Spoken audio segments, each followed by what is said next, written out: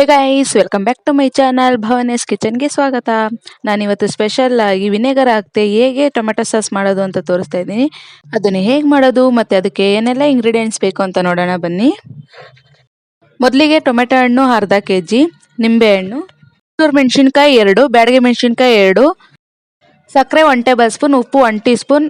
ಇದಿಷ್ಟು ಇಂಗ್ರೀಡಿಯೆಂಟ್ಸ್ ನಮ್ಗೆ ಇವಾಗ ಬೇಕಾಗುತ್ತೆ. ಬನ್ನಿ ಇದನ್ನ ಹೇಗೆ ಮಾಡೋದು ಅಂತ ನೋಡೋಣ. ಮೊದಲಿಗೆ ಸ್ಟವ್ ಹಚ್ಚಿ ಅದ್ರ ಮೇಲೆ ಒಂದು ಪಾತ್ರೆ ಇಟ್ಟು ಅದಕ್ಕೆ ಕಟ್ ಮಾಡಿದ ಟೊಮೆಟೊಗಳನ್ನ ಹಾಕಿ ಸ್ವಲ್ಪ ನೀರು ಹಾಕಿ ಚೆನ್ನಾಗಿ ಬೇಯಿಸ್ಕೊಬೇಕು. ಅದರೊಳಗೆ ಗುಂಟೂರು ಮೆಣಸಿನ್ಕಾಯಿ 2 ಮತ್ತು ಬ್ಯಾಡಗೆ ಮೆಣಸಿನ್ಕಾಯಿ 2 ಇದೆಷ್ಟು ಹಾಕಿ ಚೆನ್ನಾಗಿ ಬೇಯಿಸ್ಕೊಬೇಕು.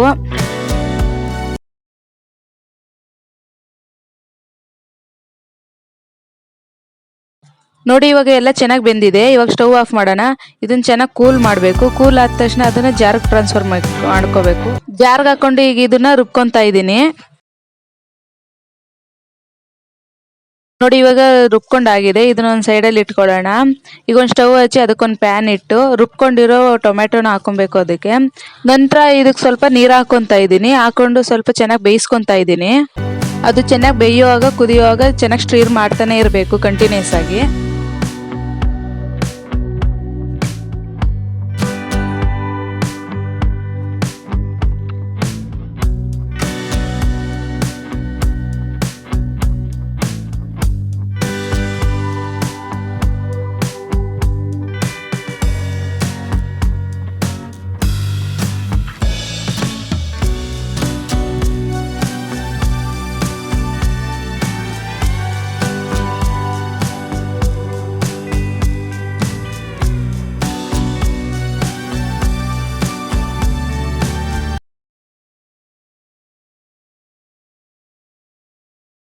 ನೋಡಿ ಇವಾಗ 90% ಬೆಂದಿದೆ. ಇವಾಗ ಇದಕ್ಕೆ 1 ಟೀ ಸ್ಪೂನ್ ಸಾಲ್ಟ್ ಹಾಕೊತಾ ಇದ್ದೀನಿ, 1 ಟೇಬಲ್ ಸ್ಪೂನ್ ಸಕ್ಕರೆ ಹಾಕೊತಾ ಇದ್ದೀನಿ.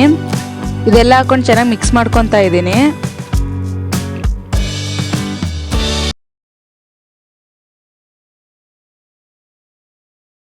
ನಂತರ ಇದಕ್ಕೆ ಲೆಮನ್ ಜ್ಯೂಸ್ ಹಾಕೊತಾ ಇದ್ದೀನಿ. ಅದನ್ನು ಹಾಕೊಂಡು ಚೆನ್ನಾಗಿ ಮಿಕ್ಸ್ ಮಾಡ್ಕೊಬೇಕು. ನೋಡಿ ಇವಾಗ ಎಲ್ಲ ನೀಟಾಗಿ ಮಿಕ್ಸ್ ಆಗಿದೆ. ಇದನ್ನು ಒಂದು ಬೌಲ್ಗೆ ಟ್ರಾನ್ಸ್ಫರ್ ಮಾಡ್ಕೊತಾ ಇದ್ದೀನಿ. ನೋಡಿ ರುಚಿಯಾದ ವಿನೆಗರ್ ಹಾಕ್ತೆ ಮಾಡಿದ ಟೊಮೆಟೊ ಸಾಸ್ ಎಷ್ಟು ಚೆನ್ನಾಗಿ ರೆಡಿ ಆಗಿದೆ. ಈ ರೆಸಿಪಿನ ನೀವು ಕೂಡ ನಿಮ್ಮ ಮನೆಯಲ್ಲಿ ಟ್ರೈ ಮಾಡಿ. ಹೇಗಿತ್ತು ಅಂತ ಕಮೆಂಟ್ ಮಾಡಿ, ಲೈಕ್ ಮಾಡಿ, ಶೇರ್ ಮಾಡಿ ಆ್ಯಂಡ್ ಇನ್ನೂ ಹೆಚ್ಚಿನ ವೀಡಿಯೋಸ್ಗಾಗಿ ಸಬ್ಸ್ಕ್ರೈಬ್ ಮಾಡಿ. Thank you.